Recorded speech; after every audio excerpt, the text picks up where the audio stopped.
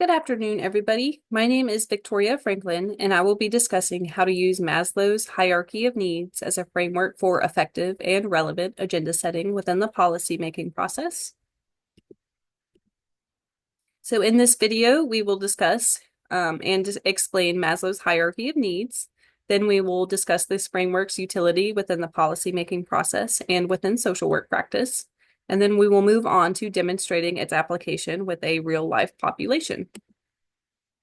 So moving on to Maslow's hierarchy of needs, many of us have encountered this either in our education towards social work or in our careers. Maslow's hierarchy is structured in a way that highlights two major types of needs, deficiency needs and growth needs. And by deficiency needs, this does not mean that it is the fault of the individual or the community. It just means that they are being deprived of these needs in one way or another. Needs at the bottom of this hierarchy, such as food, shelter, water, and safety, those are considered deficiency needs. And these needs are survival requirements. These needs must be met for an individual to function optimally. And the longer individuals are deprived of these needs, the more salient these needs become, and the more urgent it becomes for these needs to be met. Needs at the top of the hierarchy are considered growth needs, and this includes needs such as self-actualization and self-esteem. These needs guide an individual towards self-actualization and reaching one's full potential. And these needs also contribute to overall experiences of well-being. A key concept of Maslow's hierarchy of needs is it is difficult to address needs at the top of the pyramid without first addressing needs at the bottom of the pyramid. This understanding is crucial when setting policy agendas, as it helps prioritize the most pressing issues affecting individuals and communities.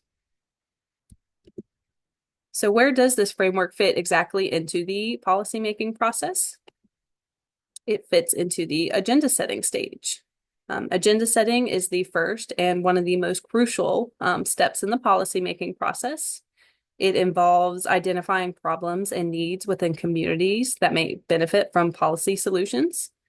And informal agenda setting, which is what is talked about within communities and by individuals, often influences formal agenda setting, which is what actually is created by government officials or organizations that have the authority or power. Agenda setting is influenced by societal ideological currents, current policy solutions, social problems, recent administration changes, and recent political elections.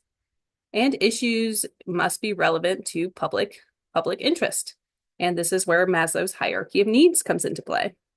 Maslow's hierarchy of needs helps us recognize which issues should be prioritized and ensures that policy development is rooted in real and urgent community needs. So moving on to social work policy practice. As social workers, we frequently engage with individuals and interact with individuals and communities who struggle to meet their basic needs. This can lead to significant challenges, including instability, health disparities, and restricted access to opportunities that other individuals or communities may be able to access.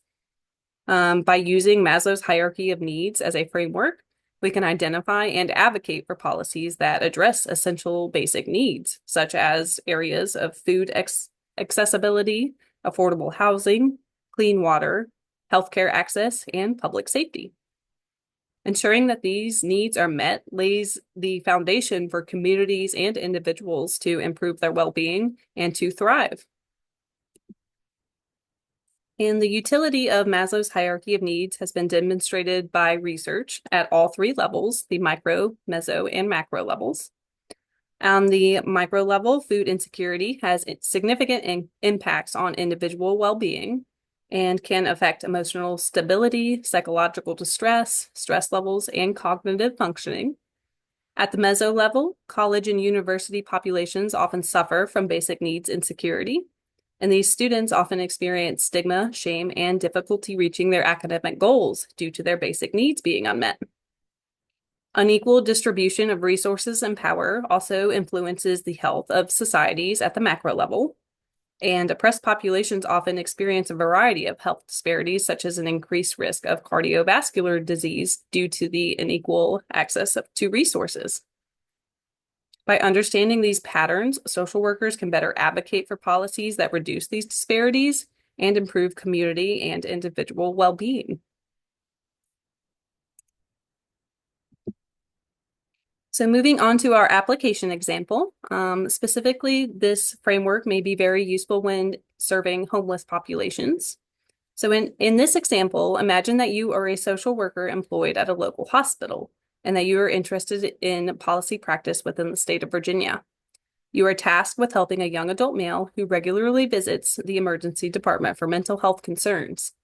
Clinical staff is frustrated that he often tries to steal food out of the refrigerators at the hospital, and they also report that he is homeless and lacks social support. So the first step in using Maslow's framework would be to interview the patient and listen to his lived experience. We would then identify all his unmet needs, which in this situation looks like he has mental health needs, food needs, and shelter needs, and social support needs. So the next step would involve prioritizing these needs using Maslow's hierarchy. And in this case, food and shelter may be some of the most important needs that we would need to address first. After that, we would advocate and raise awareness for policy solutions that target these unmet needs within the community during the agenda setting stage of the policymaking process. In this situation, Maslow's hierarchy helps us recognize that his primary concern is securing basic physiological needs, food and shelter, and addressing these first may reduce his emergency room visits and may guide him towards reaching self-actualization once he does reach these basic needs.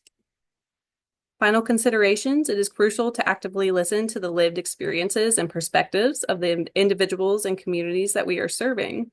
And as social workers, we must be aware of power dynamics to prevent further harm to oppressed populations that we serve. And that is it. Thank you for listening.